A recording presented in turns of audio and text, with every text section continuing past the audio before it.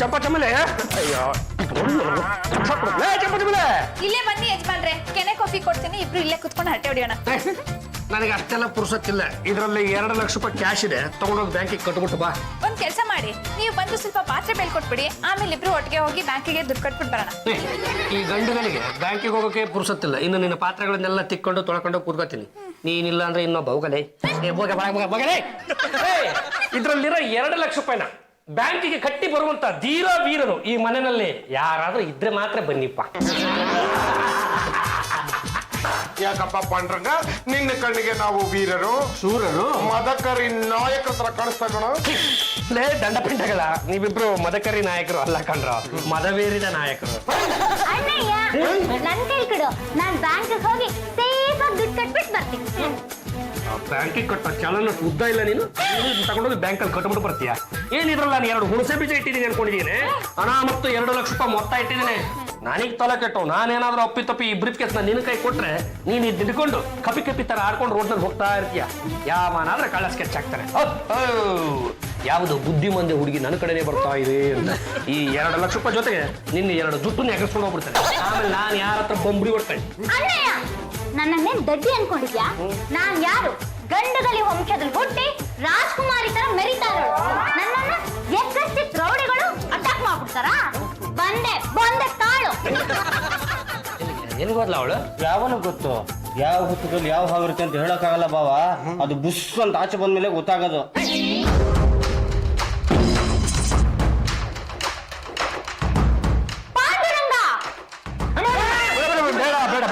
ಬೇಡಮ್ಮ, ತಮಾಷೆ ಮಾಡ್ಬೇಡಮ್ಮ. ಇದು ತಮಾಷೆ ಅಲ್ಲ, ಸೀರಿಯಸ್. ಬೇಡ ಕಣಮ್ಮ, ಆ ಜಾಗದಲ್ಲಿ ಬೋಟಿ ಇರುತ್ತೆ, ಅದಕ್ಕೆ ಕತ್ತಿ ಇಟ್ಟಿರೋದು. ಯಾಕಮ್ಮ ದೇವರು ಕೊಡ್ತಂಗೆ ಇವತ್ತು ಈ ತರ ರುಚಿಗೆ ಬಿಡಿದ್ಯಾ? ನನಗೆ ಅವಮಾನ ಮಾಡ್ತೀಯಾ? ಆಸ್ತಿಲ್ ಪಾಲ್ ಕೇಳ್ದಾಗೆಲ್ಲ ಗುಳ್ಳೆ ನದಿ ತರ ಓಡೋಗ್ತಿರ್ತಿಯಲ್ಲ. ಬ್ಯಾಂಕ್ ಹೋಗಿ ದುಡ್ಡು ಕಟ್ಬಿಟ್ಟು ಬರ್ತೀನಿ ಅಂದ್ರೆ ನನಗೆ ಕೊಡಲ್ಲ ಅಂತ್ಯ. ನಿನ್ನಂತ ಬದುಕಿರ್ಬಾರ್ದು. ಬೇಡಮ್ಮ ಬೇಡ, ಇವನು ನಿಮ್ಮ ಅಣ್ಣ ಕಣೆ. ಯಾವ ಸೀಮೆ ಅಣ್ಣ? ಸೀಮೆ ಸುಣ್ಣ. ನನ್ನನ್ ಯಾರಾದ್ರೂ ತಡಿಯಕ್ ಬಂದ್ರೆ ಅವ್ರಿಗೂ ಚುಚ್ಚಿಬಿಡ್ತೀನಿ. ಏ ಪಾಂಡ್ರಂಗ, ಕೊಡೋ ಬ್ರೀಫ್ ಕೇಸು. ಕೊಡೋ ಗೋಡೆ ಕಡೆ ತಿರ್ಕೋ. 1 2 3 ಎಣ್ಸು. ಶಿವನೇ, ಈ ವಯಸ್ಸಲ್ಲಿ 1 2 3 ಸುಮ್ನೆ ಹೆದರ್ಸ್ತೆ ಅಲ್ವಮ್ಮ? ಹೌದು. ನಿಮ್ಮಪ್ಪ ಹೀಗೆ ನನ್ನ ಹೆದರ್ಸಿ ಎಷ್ಟೋ ದಿನ ದುಡ್ಡು ಕಿತ್ಕೊಂಡು ಹೋಗಿದ್ಲು. ಅಣ್ಣಯ್ಯ, ನನ್ನ ಕ್ಷಮಿಸ್ಬಿಡು. ಪರವಾಗಿಲ್ಲ ಬಿಡಮ್ಮ, ನೀನೆಲ್ಲ ನನಗೆ ಮತ್ತ ನಿಜಕ್ಕೂ ಚುಚ್ಬಿಡ್ತೀಯ ಅಂತ ನಾನು ಸಿಕ್ಕಾಪಟ್ಟೆ ಎದ್ರಕೊಂಡ್ಬಿಟ್ಟಿದ್ದೆ. ಈಗ್ಲಾದ್ರೂ ನನ್ನ ಬುದ್ಧಿವಂತ ಅಂತ ಒಪ್ಕೋತ್ಯಾ? ನನ್ನ ಬಂಗಾರ ಕಣೆ ನೀನು. ನಿಜ ಹೇಳ್ಬೇಕು ಅಂದ್ರೆ ನಮ್ಮ ಗಂಡಗಳಿಗೆ ಹೋಗ್ತಲ್ಲ ನೀನು ಬುದ್ಧಿವಂತ ಕಣೆ ನೀನು. ನಾನು ಹೇಳ್ತಾ ಇದ್ದೀನಿ, ಈ ದುಡ್ಡನ್ನ ಬ್ಯಾಂಕಿಗೆ ತಗೊಂಡೋಗಿ ನೀನೇ ಕಟ್ಬಿಟ್ಟು ಬಾ.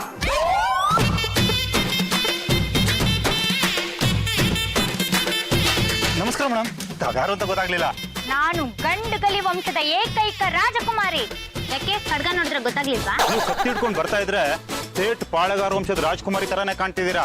ಆದ್ರೆ ನಡ್ಕೊಂಡ್ ಬರ್ತಿರೋ ಸರಿ ಕಾಣ್ತಿಲ್ಲ. ಕುದುರೆ ಮೇಲೆ ಬಂದಿದ್ರೆ ಝಾನ್ಸಿ ರಾಣಿ ಲಕ್ಷ್ಮೀಬಾಯಿ ಅಂತ ತಿಳ್ಕೊಂತಿದ್ದೆ. ಅಬ್ಬಬ್ಬಬ್ಬ, ಏನ್ ವರ್ಚಸ್ಸು, ಏನ್ ಸ್ಟೈಲು. ನೀವು ಕತ್ತಿ ಹಿಡ್ಕೊಂಡು ಬರ್ತಾ ಇರೋದ್ ನೋಡ್ತಾ ಇದ್ರೆ ಅಬ್ಬಬ್ಬಬ್ಬ. ಬೇಡ ಬಿಡಿ, ಹೇಳೋದ್ ಬೇಡ. ಇಷ್ಟೆಲ್ಲ ಹೊಗಳಿದ್ರೆ ರಾಜರು ಏನಾದ್ರೂ ಬಹುಮಾನ ಕೊಡ್ತಾ ಇದ್ರು. ಆದ್ರೆ ನಿಮಗ್ ಕೊಡಕ್ ನನ್ನ ಹತ್ರ ಏನೂ ಇಲ್ವಲ್ಲ. ಕತ್ತಿ ಕೊಡ್ಲಾ? ಇಲ್ಲಪ್ಪ, ಇದನ್ ಕೊಡಲ್ಲ. ಈ ಬ್ರೀಫ್ ಕೇಸ್ ಕೊಡ್ಲಾ? ಬೇಡ, ಇದ್ರಲ್ಲಿ 2 ಲಕ್ಷ ರೂಪಾಯಿ ಇದೆ.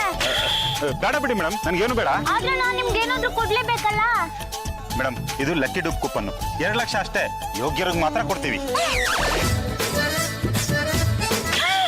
ಆದ್ರೆ ಇದ್ರ ಮೇಲೆ 4 ಲಕ್ಷ ರೂಪಾಯಿ ಅಂತಿದೆ. ಇದೆ, ಆದ್ರೆ ನೀವು 2 ಲಕ್ಷ ಕೊಟ್ರೆ ಸಾಕು. 4 ಲಕ್ಷ ರೂಪಾಯಿದಷ್ಟು ಫಾರಿನ್ ಟೂರ್ ಮಾಡ್ಕೊಂಡ್ ಬರ್ಬೋದು, ಗಂಡ ಹೆಂಡತಿ ಇಬ್ರು. ಅಂದ್ರೆ 10 ಜನ ಅಪ್ಲೈ ಮಾಡಿದ್ರೆ ಅದ್ರಲ್ಲಿ 5 ಜನ ಖಂಡಿತವಾಗ್ಲೂ ಸಿಗುತ್ತೆ. ಹೌದು ಮೇಡಮ್, ನಾವ್ ಈಗಾಗಲೇ ತುಂಬಾ ಜನನ ಫಾರಿನ್ ಟೂರ್ ಕಳ್ಸಿದೀವಿ. ನಿಮ್ ಲಕ್ಕು ಟ್ರೈ ಮಾಡಿ. ನಿಮ್ಮನ್ನ ನೋಡ್ತಾ ಇದ್ರೆ ಫಾರಿನ್ ಟೂರ್ ಹೋಗ್ತೀರಾ ಅನ್ಸುತ್ತೆ. Switzerland, Holland, Paris, European country full tour ಹೊಡ್ಕೊಂಡ್ ಬರ್ಬೋದು. ಏನಪ್ಪ ಇದು, ಬಲ್ಗಣ್ ಇಷ್ಟೊಂದು ಹಾರ್ತಾ ಇದೆ. ಇದೇ ತರ ಒಂದ್ ಹುಡುಗಿಗೆ ಬಲ್ಗಣ್ ಹಾರಿತಿ ಮೇಡಮ್. ಅವಳು ಟಿಕೆಟ್ ತಗೊಂಡಿದ್ಲು, ಫಾರಿನ್ ಟೂರ್ ಜಿಮ್ ಅಂತ ಹೊಡ್ಕೊಂಡ್ ಬಂದ್ಲು. ಬರ್ಬೇಕಾದ್ರೆ ಬೇಕಾದಷ್ಟು ಐಟಮ್ ತಂದು ಮಾರ್ಕೊಂಡ್ಲು, ಲಾಭನೂ ಬಂತು, ಟೂರು ಆಯ್ತು. ಹಾಗಿದ್ರೆ ಈ 2 ಲಕ್ಷ ರೂಪಾಯಿ ಇರೋ ಬ್ರೀಫ್ ಕೇಸ್ ನಿಮ್ಗೆ, ಈ ಲಕ್ಕಿ ಕೂಪನ್ ಟಿಕೆಟ್ ನನ್ಗೆ. ಮೇಡಮ್, ಇದು ನನ್ನ ವಿಸಿಟಿಂಗ್ ಕಾರ್ಡ್. ಏನಾದ್ರು ಡೌಟ್ಸ್ ಇದ್ರೆ ಫೋನ್ ಮಾಡಿ. ಸ್ವಿಟ್ಜರ್ಲ್ಯಾಂಡ್ ನಲ್ಲಿ ಚಳಿ ಜಾಸ್ತಿ, ಅದಕ್ಕೆಲ್ಲ ಪ್ರಿಪೇರ್ ಮಾಡ್ಕೊಂಡು ಹೋಗಿ.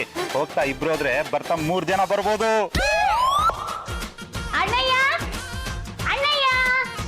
ಏನಮ್ಮ ನನಗೆ ಆಶೀರ್ವಾದ ಮಾಡು.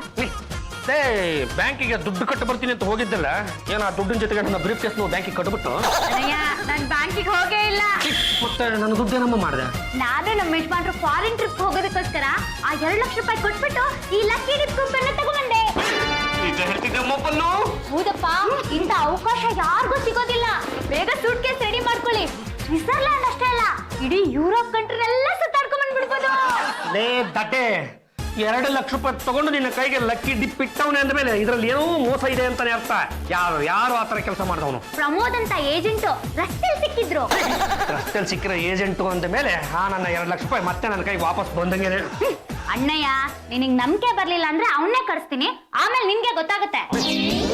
ಏನ್ ಮೇಡಮ್ ಫೋನ್ ಮಾಡಿದ್ರಲ್ಲ, ಏನ್ ಸಮಾಚಾರ? ಅಲ್ಲ ಪ್ರಮೋದ್, ಈ ಲಕ್ಕಿ ಡಿಪ್ ಕೂಪನ್ ವಿಷಯ ಹೇಳಿದ್ರಲ್ಲ, ಅದೆಲ್ಲ ಮೋಸ. ಯುರೋಪ್ ಕಂಟ್ರೀಸ್ ಕರ್ಕೊಂಡು ಹೋಗಲ್ಲ ಅಂತ ನಮ್ಮ ಅಣ್ಣಯ್ಯ ಹೇಳ್ತಿದ್ದಾನೆ. ಮೊನ್ನೆ ಮೈಸೂರಲ್ಲಿ ಹೀಗಾಯ್ತು. ತಂಗಿ ಶ್ರೀಲಂಕಾಗೆ ರೆಡಿಯಾಗಿ ಹೊರಟಿದ್ಲು. ಅಣ್ಣ ರಾವಣನ್ ತರ ಅಡ್ಡ ಬಂದ್ಬಿಟ್ಟ. ಆಮೇಲೆ ಅವ್ರು ಶ್ರೀಲಂಕಾ ಹೋಗ್ಲಿಲ್ವಾ? ಯಾಕೆ ಹೋಗ್ಲಿಲ್ಲ? ಹನುಮಂತನ್ ತರ ಗಂಡ ಇದ್ನಲ್ಲ, ಅವನೇ ಕರ್ಕೊಂಡು ಹೋದ. ನೋಡಿ ಮೇಡಮ್, ನಿಮಗ್ ನಂಬಿಕೆ ಇಲ್ಲ ಅಂದ್ರೆ ಕೂಪನ್ ವಾಪಸ್ ಕೊಟ್ಬಿಡಿ. ಇದರಲ್ಲಿ 1.5 ಲಕ್ಷ ಇದೆ, ತಗೊಂಡ್ಬಿಡಿ. ಯಾಕೆ ಹೇಳ್ಬಿಡಿ, ಅವ್ರು ನಿಮ್ ಕೈ ಕೊಟ್ಟಿದ್ದು 2 ಲಕ್ಷ ರೂಪಾಯಿನ. ಕ್ಯಾನ್ಸಲೇಷನ್ ಚಾರ್ಜ್ ಅಂತ 50,000 ಮುಡ್ಕೊಳ್ತೀವಿ. ಅದನ್ನ ಬೇರೆ ಮುರ್ಕೊಂತೀರಾ? ನೀವು ಬೇಕಾದ್ ಮುರ್ಕೊಳ್ಳಿಪ್ಪ, ಅಷ್ಟಾದ್ರೂ ಸಿಕ್ತಲ್ಲ ವಾಪಸ್ ಕೊಟ್ಬಿಡಿ ಸಾಕು. ಅಣ್ಣಯ್ಯ, ನಾನ್ ಫಾರಿನ್ ಟ್ರಿಪ್ ಹೋಗೋದು ಬಿಡೋದು ದೇವ್ರಿಗೆ ಸೇರಿದ್ದು. ನಾನು ಈಗ್ಲೇ ಹೋಗಿ ಗಂಡುಗಲೇಶ್ವರನ್ ಪೂಜೆ ಮಾಡ್ಕೊಂಡ್ ಬರ್ತೀನಿ. ನೋಡಿ, ಅಲ್ಲಿವರೆಗೂ ಈ ಬ್ರೀಫ್ ಕೇಸ್ ನ ನೀವೇ ಇಟ್ಕೊಳ್ಳಿ. ಗಂಡುಗಲೇಶ್ವರ ಅಪ್ಪ, ಗಂಡುಗಲೇಶ್ವರ, ನಾನ್ ಫಾರಿನ್ ಹೋಗೋದು ಇಷ್ಟನಾ?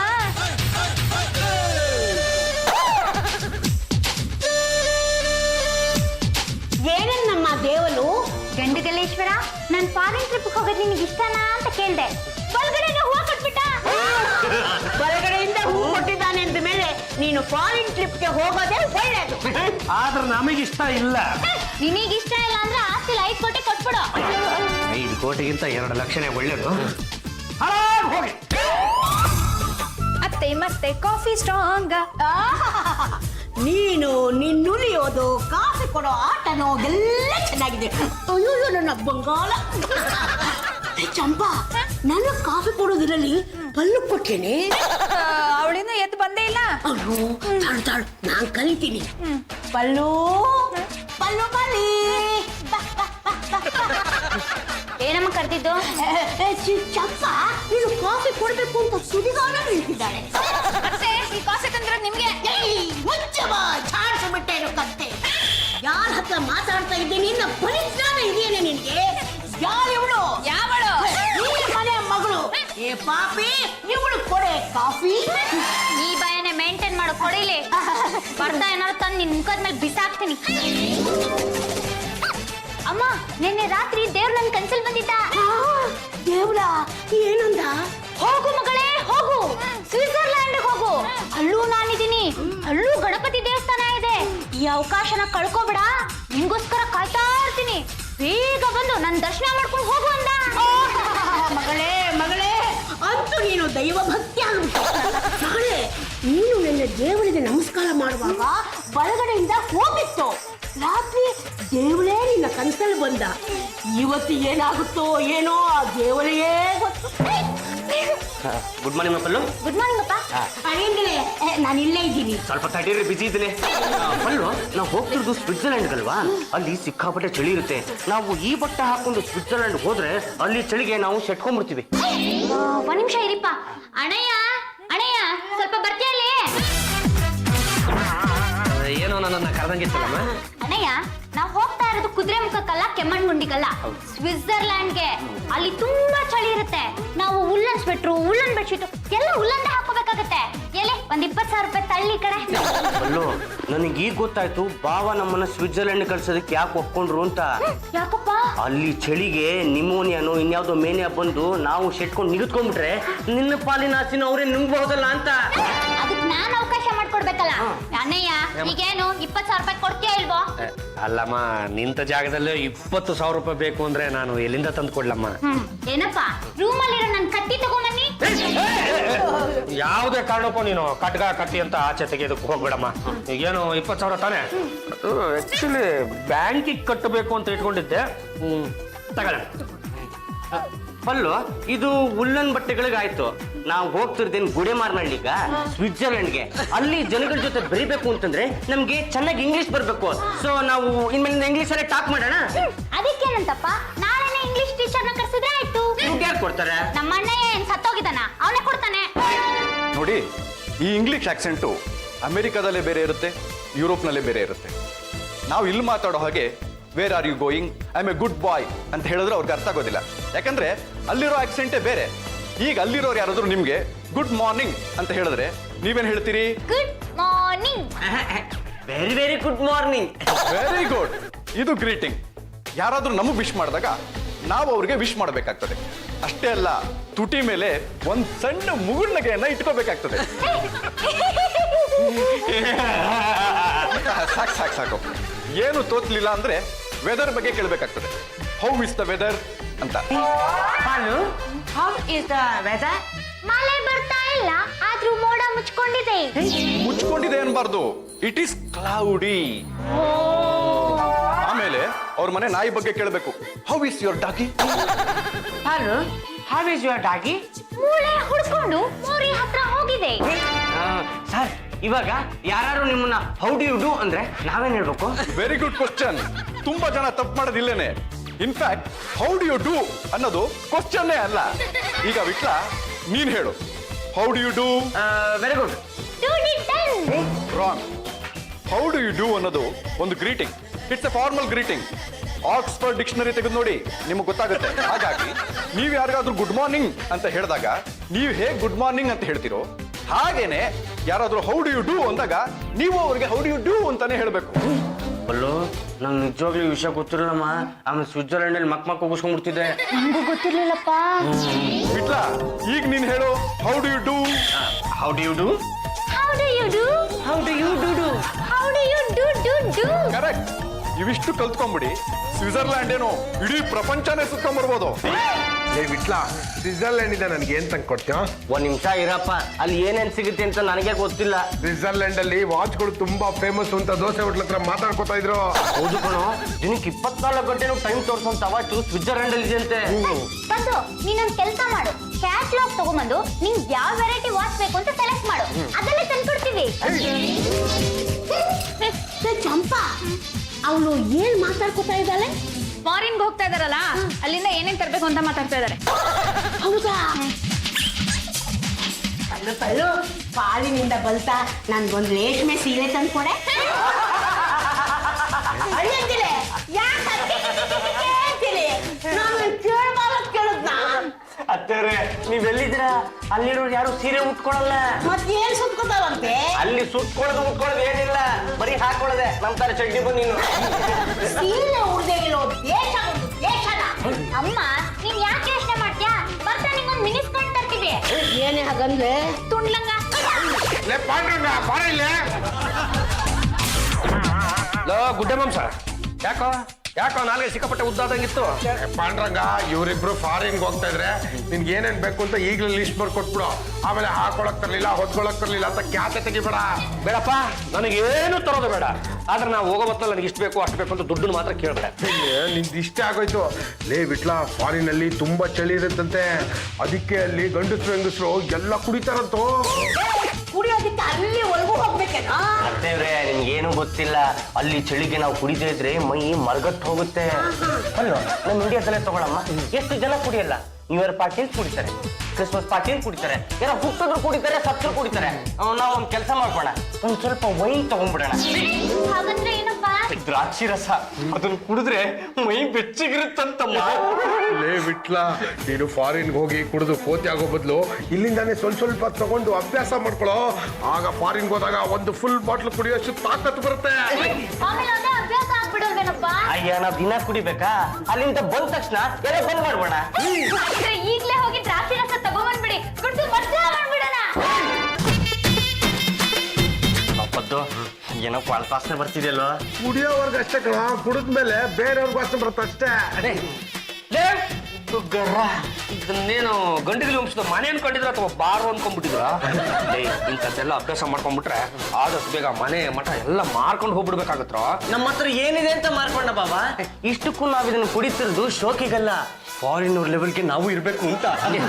ಯಾಕದು ಸಿಕ್ಕಾಪಟ್ಟೆ ರೊಚ್ಚಿಗೆ ಬಿಟ್ಟಿದ್ರ, ಹೇಳಿದ ಮಾತು ಕೇಳಲ್ಲ ಅನ್ಸುತ್ತೆ. ಅದು ನೋಡಿ ಅಳಿಯಂತೆ ನೀನು ಮತ್ತು ನಮ್ಮ ದೇವರ ಕೊಟ್ಟ ತಂಗಿ ಒಟ್ಟಿಗೆ ಕುಡಿದ್ಬಿಟ್ಟು ಕೋತಿ ಹಂಗ ಆಡಿದ್ರೆ ನನ್ನ ಕೈಯಿಂದ ಕಂಟ್ರೋಲ್ ಮಾಡಕ್ ಆಗಲ್ಲ ಕಣಪ್ಪ. ಅದಕ್ಕೆ ಒಬ್ಬೊಬ್ಬರೇ ಕುಡಿರಿ, ಒಬ್ಬೊಬ್ಬರೇ ಕೋತಿ ತರ ಆಡಿ ನಾನೇನೋ 2 ಬಿಟ್ಬಿಟ್ಟು ಸರಿ ಮಾಡ್ತಾ ಇರ್ತೀನಿ. ಈಗ ಒಂದು ಕೆಲಸ ಮಾಡಿಪ್ಪ, ಮೊದಲು ಇವತ್ತು ನಮ್ಮ ದೇವರ ಕೊಟ್ಟ ತಂಗಿಗೆ ಕುಡಿಸ್ಬಿಡಿ. ಅವಳು ಹೆಂಗ್ ಆಡ್ತಾಳೆ ಅನ್ನೋದು ನೋಡ್ಕೊಂಡು ನೀವು ಬೇಕಿದ್ರೆ ನಾಳೆ ಕುಡಿಯುವಿರಂತೆ. ಕರ್ಕೊಂಡು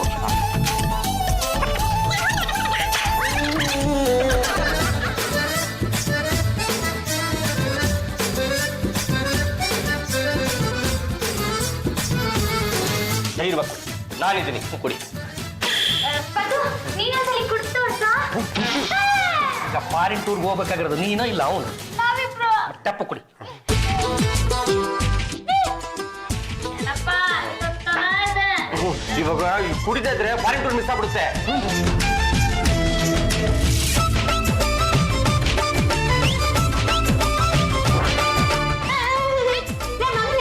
ಏನಾಯ್ತು ಅವಳಿಗೆ? ಬೇಡ ಬೇಡ ಅಂತ ಬಡ್ಕೊಂಡ್ರೆ ನಮ್ಗೆ ಕುಡಿದ್ಲು ಬಿತ್ತು, ನಾನೇನು ಮಾಡಲಿ? ಹಾಗೆ ಆಗ್ಬೇಕು ಅವಳಿಗೆ. ಪಾಂಡ್ರಂಗ ಬಿದ್ದಿರೋದು ನೋಡಿದ್ರೆ ಭಯ ಆಗ್ತಿದ್ಯೋ? ಎಪ್ಸೋ ಮಲಗ್ಸಕ್ ನೀವಿಬ್ರು, ಎಪ್ಸಕ್ ನಾನು ಬೇಕೆ. ಹೊಡ್ಕೊಂಡೆ ನಾನು. ಕುಡಿಬಾರ್ದು ಕಣ್ರ, ಏಕಾಏಕಿ ಕುಡಿದ್ಬಿಟ್ರೆ ಏನಾಗುತ್ತೆ ಅಂತ ಈಗಲೂ ಅದು ಗೊತ್ತಾಯ್ತಾ? ಸ್ವಲ್ಪ ಈಗಲಿಂದ ಕುಡಿದ್ಬಿಟ್ರೆ ಅದು ಗೊತ್ತಕ್ಕೆ ಫುಲ್ ಬಾಟ್ಲು ಕುಡಿದ್ಬಿಡ್ತಾರ. ನೋಡ್ರ ಅವ್ರಿಗೆ ಯಾವ ಗತಿ ಬಂದಿದೆ ಅಂತ. ದೇವರು ಕೊಟ್ಟ ತಂಗಿ ದೇವ್ರು ಇಲ್ಲ, ದೆವ್ವನೂ ಇಲ್ಲ. ನೀನ್ ಯಾವ ಸೀಮೆ ಅಣ್ಣ, ನಾನ್ ಯಾವ ಸೀಮೆ ತಂಗಿ. ಹೋಗಲೇ ನಾನಮ್ಮ ಬಿಟ್ಲ. ಲೇ ಬಿಟ್ಲ ಕೊಂಡ್ 4 ತಟ್ಲ. ಯಾಕಮ್ಮ ಇಷ್ಟು ರೊಚ್ಚಿಗೆದ್ದು ಬಿಟ್ಟಿದ್ಯಾ? ಮತ್ತಿನ್ನೇನಲ್ಲೇ, ಕೆಲ್ಸ ಇಲ್ಲ, ಕಾರ್ಯ ಇಲ್ಲ, ಸಂಪಾದನೆ ಏನು ಅಂತಾನೆ ಗೊತ್ತಿಲ್ಲ. ಅತ್ತೆ ಮನೆಗ್ ಉಣ್ಕೊಂಡ್ ತಿನ್ಕೊಂಡ್ ಜಂಡ್ ಬಿದ್ದ ತರ ಬಿದ್ದಿದ್ಯಲ್ಲ, ನಿಂದು ಒಂದ್ ಜನ್ಮನ.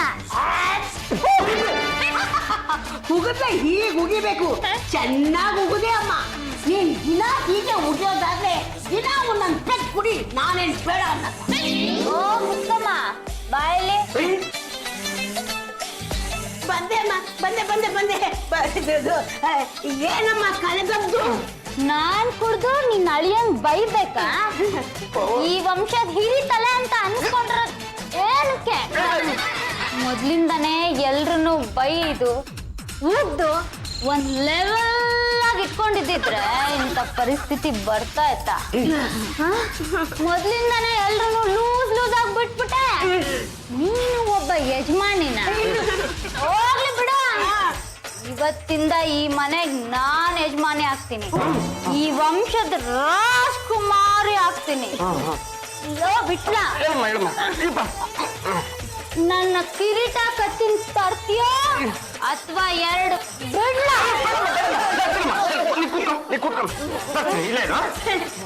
ಮಗನೇ ನೋಡ್ಕೊಂಡು ಸುಮ್ಮಿದ್ಯಲ್ಲ, ಸಿಕ್ಕಾಪಟ್ಟೆ ಮಾತಾಡ್ತಾ ಇದ್ದಾಳೆ, ಸ್ವಲ್ಪ ಕಂಟ್ರೋಲ್ ಮಾಡು. ಸ್ವಲ್ಪ ಎಲ್ಲಿ ಕಂಟ್ರೋಲ್ ಮಾಡ್ಲಿ? ಒಂದು ಕುಡಿಯೋ ಜಾಗದಲ್ಲಿ 2 ಕುಡ್ಕೊಂಡ್ ಕುಂತವಳು.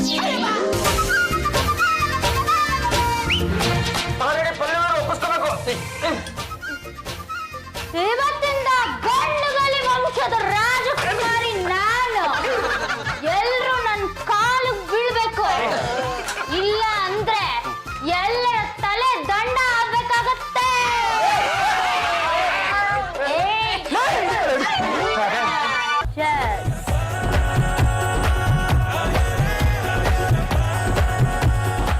ಇವತ್ತು ಕತೆಗಿರೇಟನ. ನಮಸ್ತೆ ಮೇಡಮ್. ಓ ಲಕ್ಕಿ ಡಿಪ್ಪು, ಏರೋಪ್ಲೇನು, ಎಲ್ಲ ಟಿಕೆಟ್. ಅದನ್ನ ಹೇಳಕ್ಕೆ ಬಂದೆ ಮೇಡಮ್. ಈ ಸಲ ಡ್ರಾಲ್ 5 ಜನ ಸೆಲೆಕ್ಟ್ ಆಗಿದ್ದಾರೆ. ಹಂಗಾದ್ರೆ ನಾನು ನಮ್ಮ ಯಜಮಾನ್ರು ಹೋಗ್ಬೋದಾ? ಈ ಸಲ ಹೋಗಕ್ಕಾಗಲ್ಲ ಮೇಡಮ್, ನೆಕ್ಸ್ಟ್ ಟೈಮ್ ಗ್ಯಾರಂಟಿ ಹೋಗ್ಬೋದು. ಅದಕ್ಕೆ 2 ಲಕ್ಷ ಸಪ್ರೇಟ್ ಕೊಡ್ಬೇಕಾಗುತ್ತೆ. ಏನ್ ಸ್ವಾಮಿ ತಾವು ಮಾತಾಡಿದ್ದು? ಅಂದ್ರೆ ನಾವೀಗ ಕೊಟ್ಟರೆ 2 ಲಕ್ಷಕ್ಕೆ ಎಳ್ಳು ನೀರು ಬಿಟ್ಬಿಡದ? ಏನ್ ಸರ್ ನೀವು ಲಕ್ಕಿ ಡಿಪ್ ಅಂದ್ರೆ ಗೊತ್ತಲ್ವಾ ನಿಮ್ಗೆ? ಸುಮ್ಮನೆ ಲೇ ದೇವರು ಕೊಟ್ಟದಂಗೆ ನಾನು ಅವತ್ತೇ ಪಡ್ಕೊಂಡೆ ಇದ್ರಲ್ಲಿ ಏನೋ ಮೋಸ ಇದೆ ಅಂತ. ನನ್ನ ಮಾತು ಎಲ್ಲಿ ಬೆಲೆ ಕೊಟ್ಟೆ ನೋಡಿ. ಈಗ 2 ಲಕ್ಷ ರೂಪಾಯಿ ಕಿತ್ಕೊಂಡು ಹೋಗ್ಬೇಕು ಅಂತ ಬಂದಿದ್ದಾನೆ. 6 ತಿಂಗಳು ಬಿಟ್ಕೊಂಡ್ ಬರ್ತಾನೆ, ಮತ್ತೆ 2 ಲಕ್ಷ ರೂಪಾಯಿ ಕಿತ್ತಾನೆ. ಅವಾಗ್ಲೂ ಇದೇ ಮಾತನ್ನ ಹೇಳ್ತಾನೆ ಇವನು. ಪ್ರಮೋದ, ಏನ ಅನ್ಕೊಂಡಿದ್ಯಾ ನನ್ನ? ನಾನ್ ಜೈಲ್ಗೆ ಹೋದ್ರು ಪರವಾಗಿಲ್ಲ,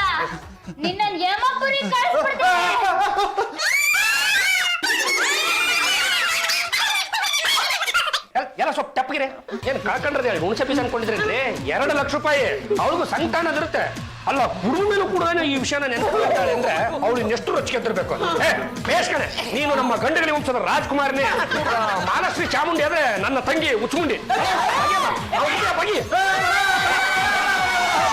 ಯಾರು ರೊಚ್ಚಿಗೆ ಬಿಡಿ ಒಂದು ಲಾಸ್ಟ್ ಚಾನ್ಸ್ ಕೊಡ್ತೀನಿ ಇವಳ ಹತ್ರ ಏನೋ 2 ಲಕ್ಷ ರೂಪಾಯಿ ತೊಗೊಂಡಿದ್ರಲ್ಲ ಅದನ್ನ ವಾಪಸ್ ಕೊಟ್ಟು ಪ್ರಾಣ ಉಳಿಸ್ಕೊಂಡು ಮನೆ ಕಡೆ ಹೋಗ್ರೆ ಇನ್ನು ಯಾವತ್ತೂ ಈ ಮನೆ ಕಡೆ ತಲೆ ಹಾಕ್ಬಿಡಿ ಯಪ್ಪ ನಮ್ಮವ್ವ ಲಕ್ಷ್ಮವ್ವ ಅಂತೂ ನನ್ನ 2 ಲಕ್ಷ ರೂಪಾಯಿ ನನಗೆ ವಾಪಸ್ ಬಂತಪ್ಪ ಬಿಟ್ಲ ನನ್ ಯಾವತ್ತು ವೈನ್ ಕುಡ್ದು ಈ ತರ ಆಡಿರೋರ್ನ ನೋಡೇ ಇಲ್ವಲ್ಲ ಲೇ ವೈನ್ ಕುಡಿದ್ರೆ ಯಾವನೋ ಈ ತರ ಆಡ್ತಾನೆ ಅದು 2 ಲಕ್ಷ ರೂಪಾಯಿ ನಂದು ಹಾಳು ಮಾಡ್ಬಿಟ್ಟಿದ್ರಲ್ಲ ಹೇಗಾದ್ರೂ ಮಾಡಿ 2 ಲಕ್ಷ ರೂಪಾಯಿನ ವಾಪಸ್ ತಗೋಬೇಕು ಇವರ ಫಾರಿನ್ ಟ್ರಿಪ್ನ ಕ್ಯಾನ್ಸಲ್ ಮಾಡ್ಬಿಡ್ಬೇಕು ಇವ್ರಿಬ್ರಿಗೂ ಬುದ್ಧಿ ಕಲಿಸ್ಬೇಕು ಅಂತ ಇವಳು ಕುಡಿಯೋ ವೈನಲ್ಲೆಲ್ಲ ನಾನೇ ಗಿರ್ಗಿಟ್ಲಿ ಪುಡಿ ಮಿಕ್ಸ್ ಮಾಡ್ತಾ ಇದ್ದೆ